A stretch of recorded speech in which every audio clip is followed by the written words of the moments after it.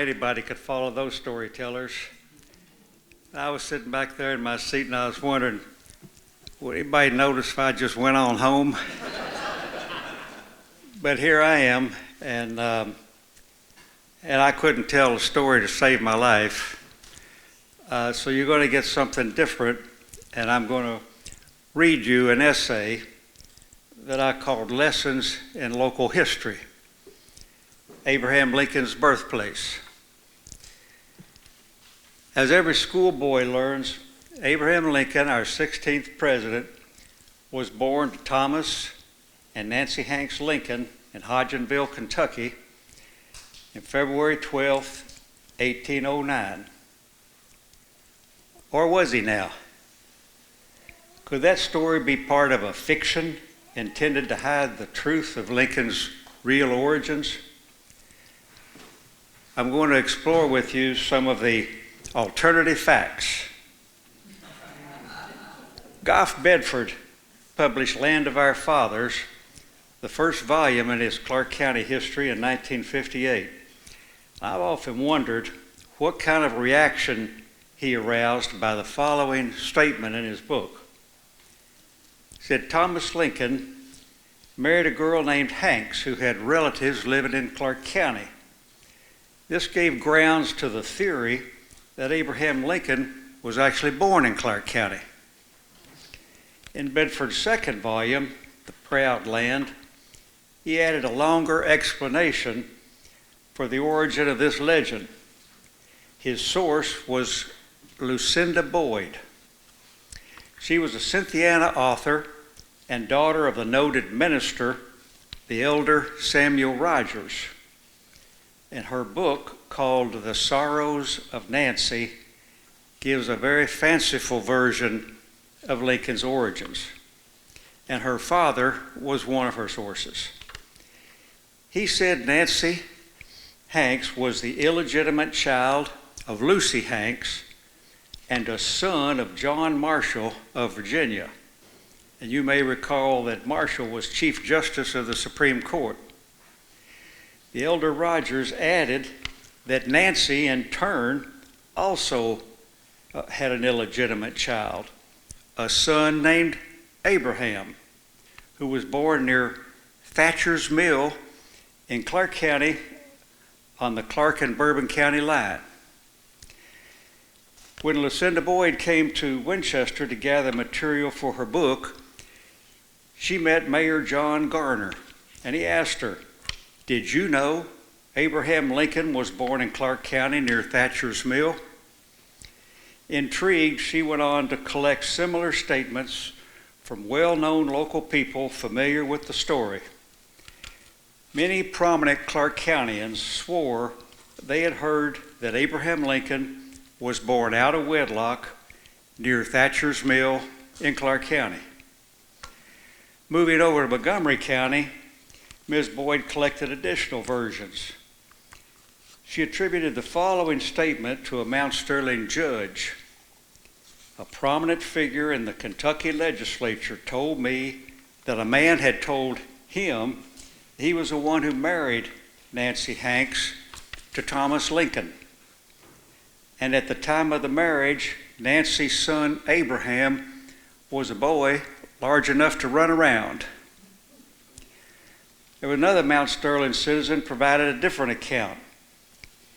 Lincoln's mother's name was Nancy Hornbeck, and his father's name was Abraham Inlow.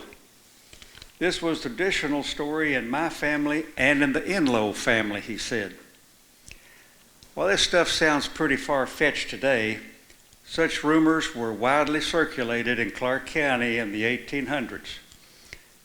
No one claimed to have any direct knowledge of these events. They had all heard it second or third hand from some trusted source. No actual evidence was ever produced. Well, Lincoln's law partner and biographer was William Herndon. He collected and published several other versions of these rumors. First, he found an anonymous letter written from Paris, Kentucky, just after the Civil War. The letter claimed that Abraham Enlow was a millwright, and while he was building Thatcher's mill, Enlow was intimate with Nancy Hanks and got her with child. Miss Hanks threatened a suit for seduction, and to hush things up, Enlow gave Thomas Lincoln $200 to marry her and take her off, which he did, over to the Green River country. Yet another version claimed that Enlow hired one Thomas Lincoln to marry a pregnant girl named Nancy for $160. This Lincoln was a shiftless, worthless man who worked here and there. He was totally without character and feeble of mind. Nancy, the wife, was delivered of a child in a little cabin that stood on the banks of Strode Creek. Thomas was said to have abandoned Nancy and the child and was shortly afterwards killed by a falling tree. After that, Nancy became a notoriously bad woman and later took up with a man named Hanks. Confused yet? Not surprising.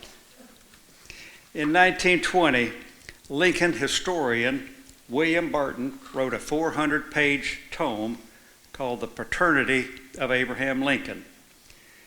The book shredded these and other outlandish rumors about Lincoln's father and mother.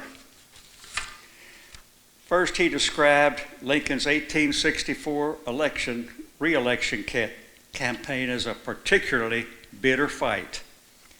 Since Lincoln provided so little of his family history, his opponents felt free to spread every piece of malicious gossip that came their way. These stories were especially harmful since illegitimate children of low birth were thought to be afflicted with weak intelligence and loose morals. By the time he was elected president, neither of Lincoln's parents were around to defend themselves. He lost his mother to milk sickness when he was only 9 years old, and his father died a decade before his election. The Clark County myths were not the only ones. William Barton listed 7 of the so-called sires of Abraham Lincoln. One of these was John C. Calhoun, the famous orator from South Carolina. Others included Henry Clay and Patrick Henry.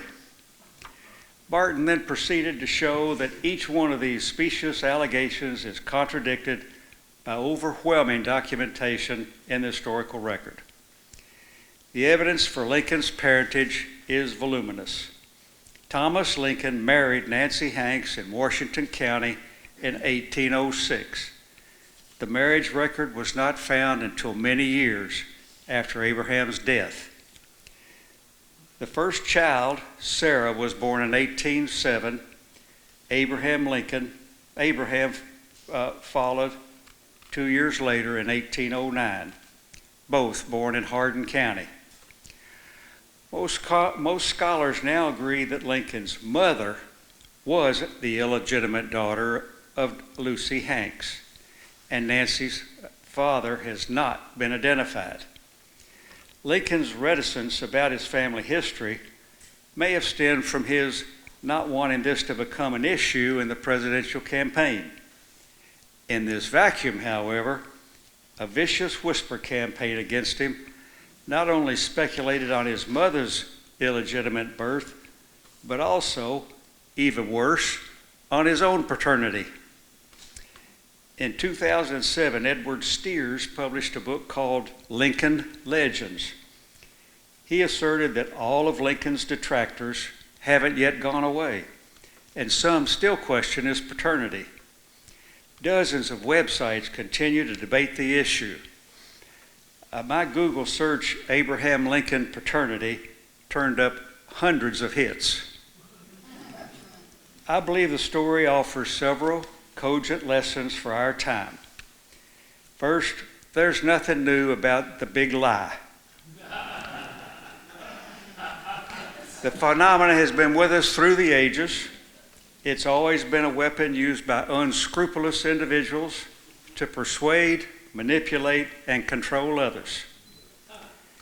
The second lesson is that the big lies take on a life of their own. It doesn't matter how thoroughly they've been debunked by hard evidence, there will always be some who continue to believe. As Steers wrote, of all the myths associated with Abraham Lincoln, the paternity myth still ranks at the top. Thank you.